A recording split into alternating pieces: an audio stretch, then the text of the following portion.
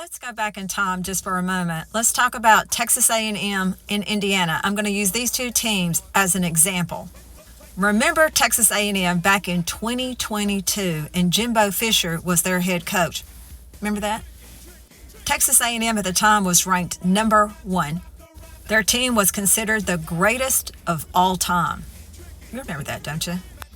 Texas A&M's recruiting class was considered historical, the best in modern day era. This is what they had: 8 5-star recruits, 17 of the top 100. It was a shock that Texas A&M landed on the top of the recruiting field. Everybody was like, what? They spent some money. In the fall of 2022, as you can imagine, they were on top of the world, man. They were expecting a fantastic season.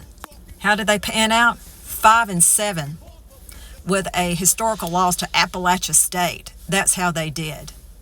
There was no breakout season, and by 2023, Jimbo Fisher was fired, and he walked away with $77 million as a buyout. I was like, I'm sure he was like, oh, I'm so upset. But still, nonetheless. And some of these players left Texas A&M and went on to other teams and were quite successful. What does that tell you? Now let's flip over to Indiana. When Kirk Cignetti took over, he took on a 2-star quarterback that nobody wanted, Fernando Mendoza. You know this story very well, don't you? Coach Cignetti had 4 4-star players on his entire team. What happened? You know, Fernando won the freaking Heisman, and they went on to win the national championship and went 16-0. They beat every single team they came to. That's how that played out.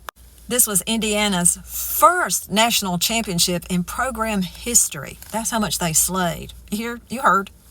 Why is Michelle telling you this? Because when they do their rankings and they put a team at number 1 and they haven't proven themselves on the field to be number 1, I think it's a travesty. Jimbo Fisher proved you can have the best team, a historical team, and go 5-7.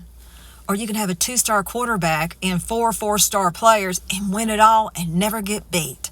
So do you think just because you go, oh, well, this team has all these players on it, all these elite players, so therefore they should be number 1 because just on paper, they look like they're going to be the best team ever? That's not true.